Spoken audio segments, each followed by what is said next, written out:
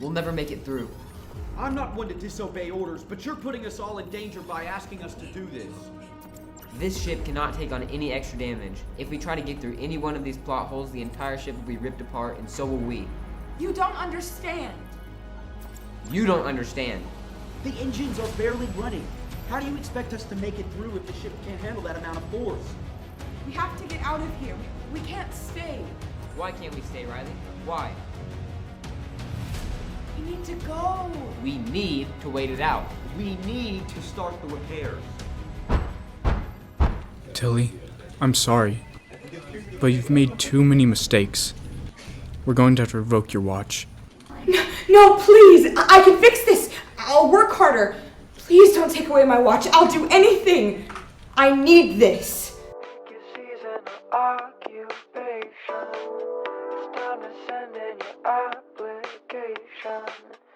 Get to know your short-term friends. Talk to the summer.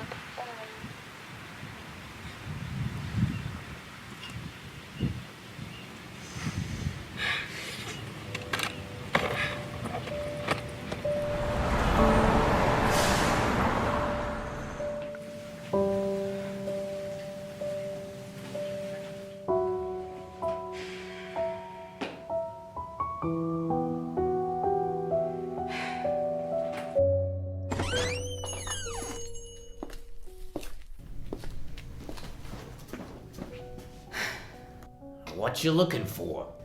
Nothing. I'm just looking to get rid of this. Okay, let me bring up the value. Do you want to cash out or trade in? Oh, no, I'm not wanting anything. I want to get rid of it. I don't want it anymore. Are you sure?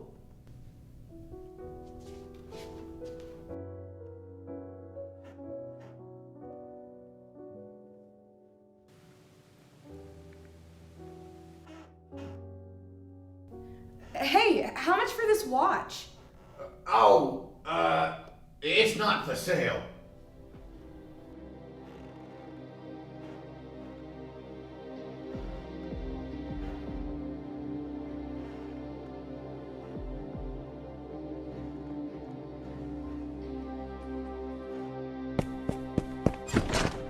Hey, bring that back! Oh, it's a pretty nice fit. Oh, I need to set the time. Oh, I'm so sorry. I'm so sorry. Where am I? I'm so sorry. Sorry. Okay. Can we redo that? That was good. Whoa. Why isn't it working?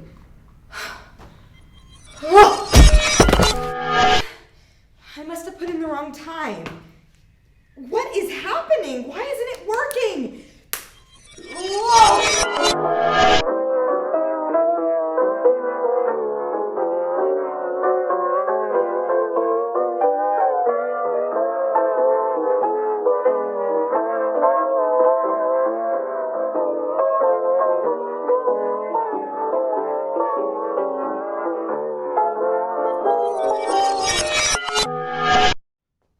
Think time that worked. I have to report this rogue watch to the executives. Guys, you won't believe this. I found an undocumented watch. Guys? Where is everybody?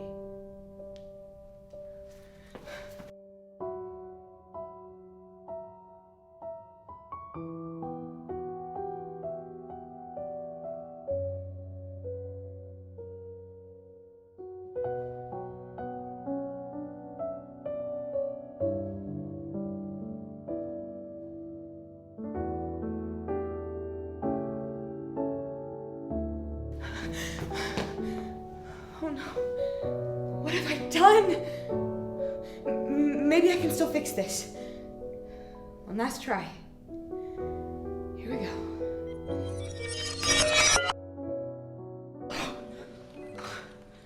And again, you did a really good job, Tilly. Keep up the good work. What? It's pretty amazing that you stopped a mass extinction.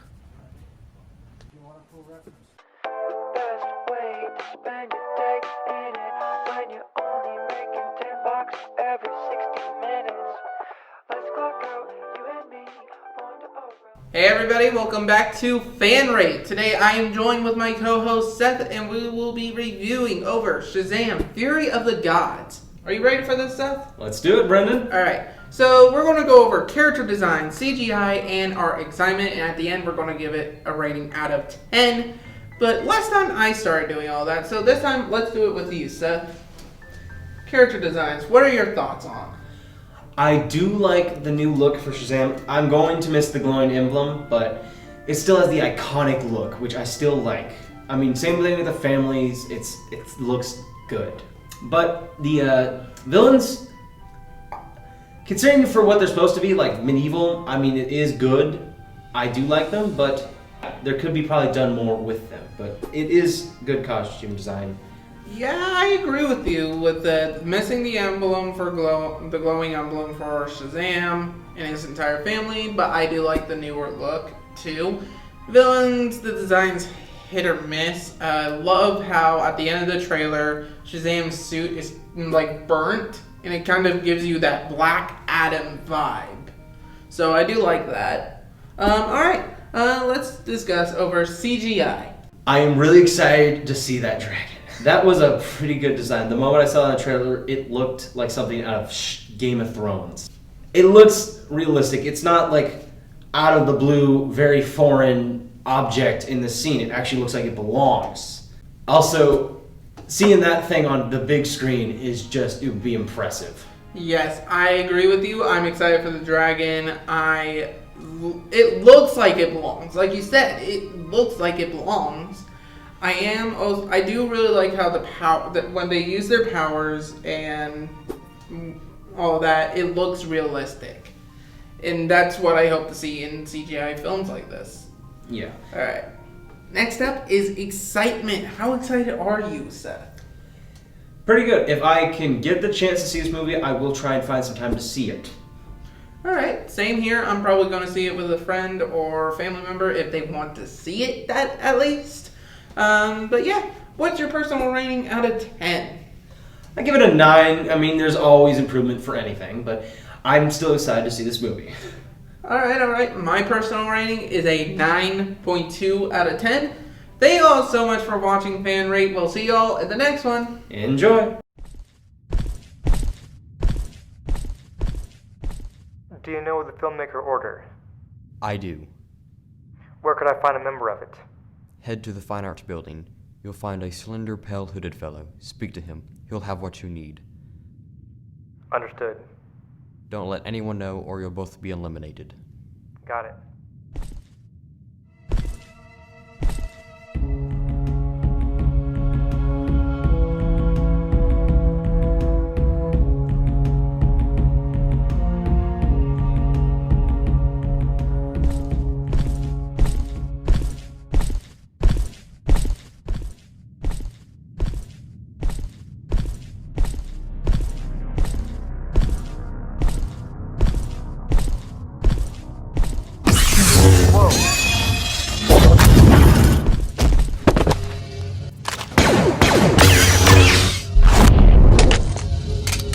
Stand down.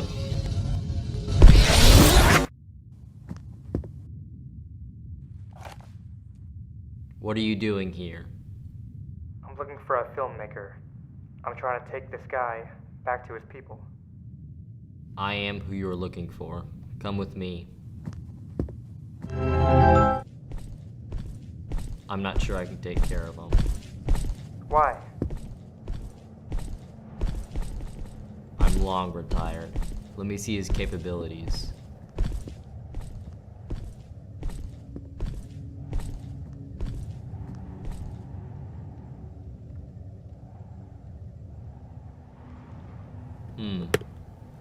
Huh. Uh-huh. I know someone who will take great care of him. Who?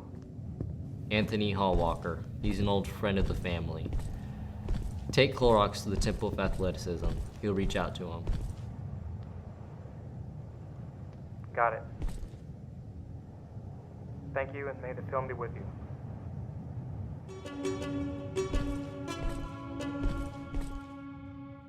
Welcome to the annual elimination crustacean crab race of the century. Choose your crab and place your bets, folks. It's time for the crab race. This crab is an undersea dog who has made it here by sheer speed and no sense of natural direction. Yeah, I'm gonna lose. This crab is one that has been to the boiler and back, and survived. I'm just excited for the after party with the free dinner. This crab has been genetically modified to be the most crabbiest of the crustaceans. Yeah, I got this in the bag, son. On your mark, get set, 3, 2, and now for our alternative program.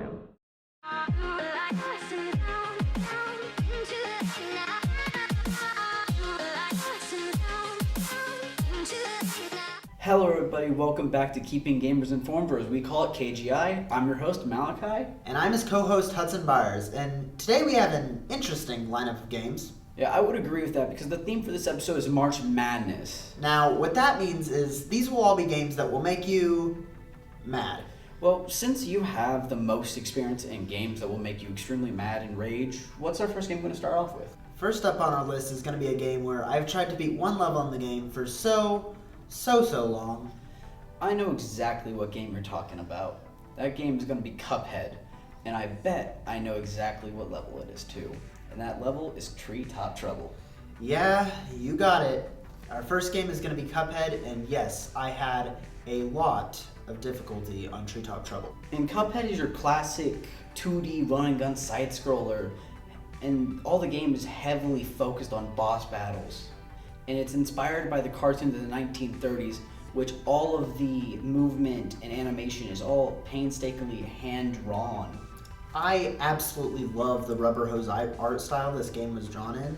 Hudson, I know you have a lot more playtime in this game than I do, so here's your question. Why is it so hard to beat? Due to its fast pace and high stakes, what ultimately makes Cuphead so difficult is there are really no potential glitches or random enemies that can throw the player off. Instead, victory is always within the player's grasp, but can be lost at the slightest miscalculation on your behalf, so... And that is why I've not beaten the game yet. Because we covered a game that made me rage, I got a question for you. How's the Nameless King's boss fight going in Dark Souls 3? It's going great.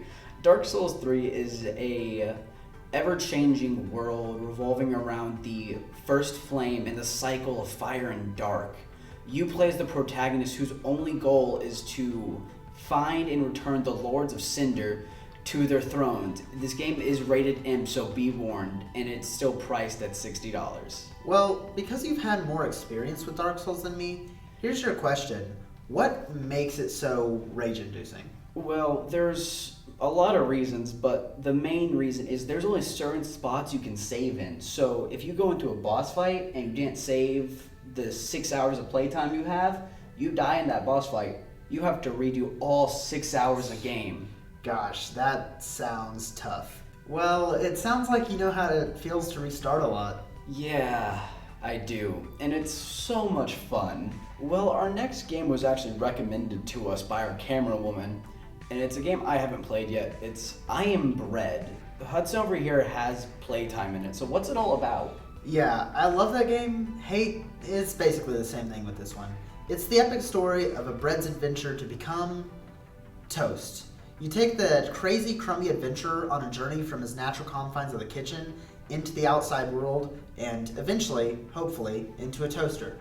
Okay, I know it's rated E and it's $13, and I know you have a lot more playtime than I do, so why is it so challenging? Well, one of the many things that makes I Am Bread so challenging is that your movement is annoying to control, to say the least. You have to use your triggers and bumpers to grip, but you only have a certain amount of grip strength, so be careful with that. Anyways, what's our next game? Well, our next game is a game we've both played and both had a lot of trouble on. Oh no, is it Getting Over It? Yeah, it's Getting Over It.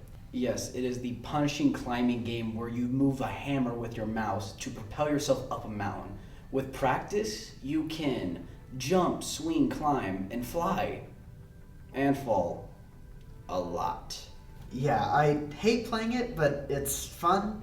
And the best part is it only costs $8 to be enraged for hours. So your question is going to be, why is this the most rage-inducing game? Well, because if you just move your mouse the tiniest a bit left or right, you can easily fall and waste 8 hours playing that game.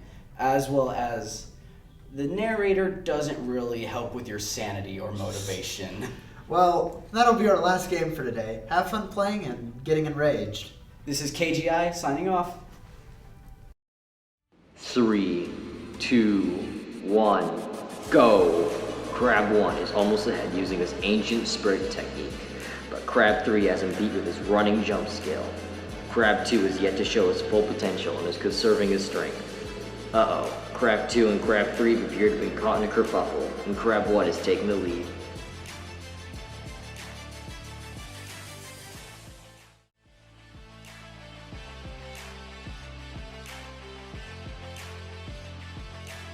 This looks like it'll be a close one, folks. What's this? Crab 2 is blazing past our lead and has won the race.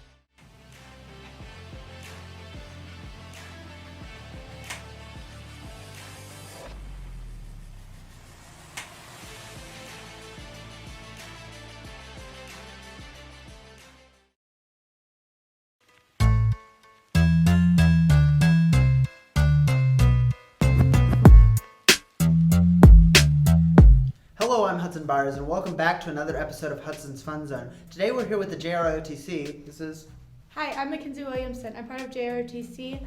I am the Inspector General within ROTC, which is I make sure that we are prepared and ready for inspection, and when everybody comes in, everything's organized, and we talk through it and make sure presentations are ready. And What inspired you to join the JROTC? the thing that inspired me to join JROTC is freshman year I had not a lot to do.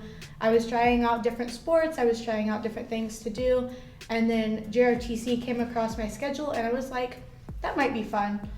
How much do you practice? Like, I know a lot of these crafts take a long time to perfect and a lot of practicing and stuff to get them down concrete. So how much do you practice? Yeah, on Mondays and through Fridays we practice from 3 to 4:30, so it's about an hour and a half. And then when we get closer to competition seasons, we'll practice about an hour in the morning and sometimes on weekends. Like with any of these things, I'm always surprised by the amount of dedication that you have to put into these crafts to make them a fruitful effort, to make everything work and stuff. And it's really cool seeing so many people with that amount of passion towards something they're interested in.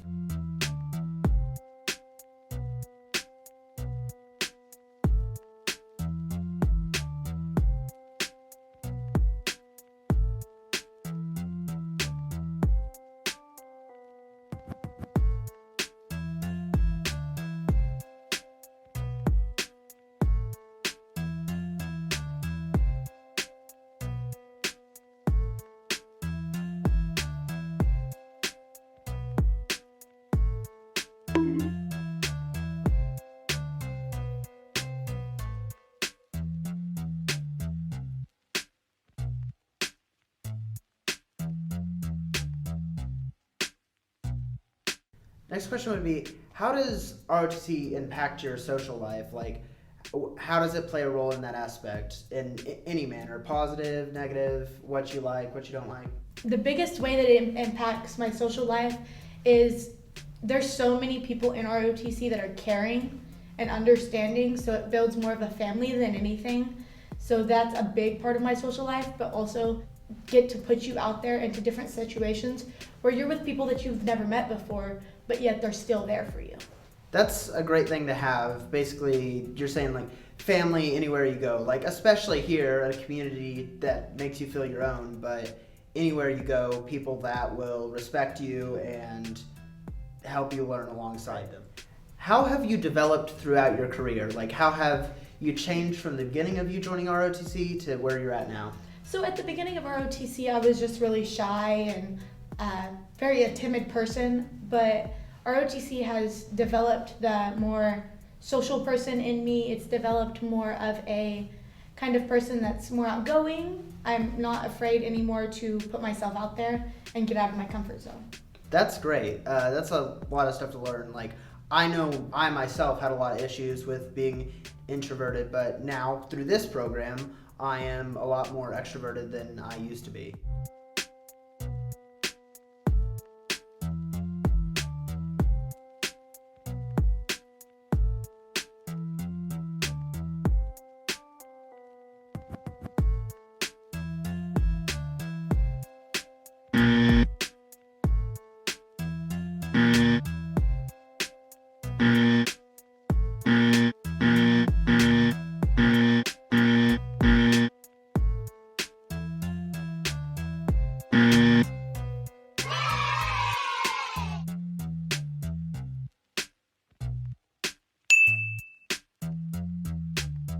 How does wearing the uniforms affect your day-to-day life? I know you don't wear them every single day, but like, does that affect your schedule in any way or impact your life? The only way that it affects my everyday life is the night before I get everything ready, make sure it's all properly put together and cleaned properly. It doesn't affect it very much. I still go on about my day regularly. I still do what I need to do regularly. Thank you very much for doing this interview, and I appreciate it. Check out our Instagram for any updates or stuff you want. It should be right here, and we'll see you in the next episode of Hudson's Fun Zone. Bye.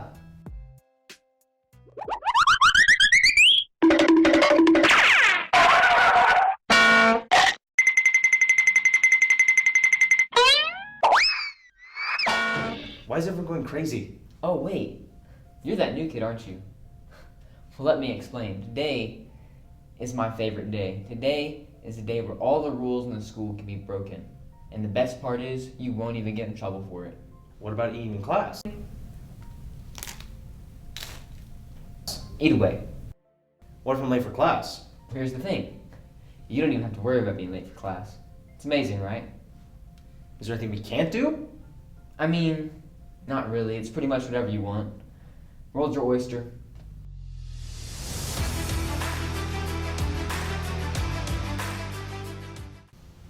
Dude, come on. Sit with me. What about a seating chart? Didn't I already tell you? It's Havoc Day.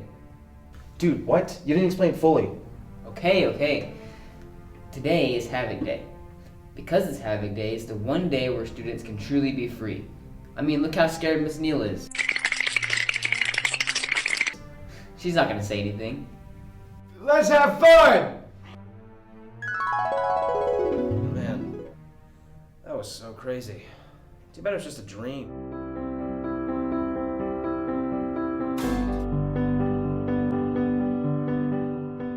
So, what are you looking for in a partner? Me? I would like someone preferably pretty much like me, with core traditional values and beliefs. Somebody that at the end of a long day would cook and clean for me, take care of the household, take care of my kids for me. I'd say I'm a pretty self-made man. I mean, I just started out with a little bit of money, put it into Bitcoin, and recouped it by selling Bored Ape NFTs. I mean, I've pretty much made my whole life from the ground up. I mean, a little bit of help from my dad, but, it's pretty much all me, if I'm being completely honest. And I'd also say I'm a very charitable person. Many people look at me and they just see, like, a millionaire, eccentric dude. But, I was in Venice Beach one summer and I decided to donate all my old board shorts to the homeless, so I'm pretty much a hero. I think you might be the one. You have no problem listening to me, and you'd be the perfect woman to take care of my home, clean, and cook for me.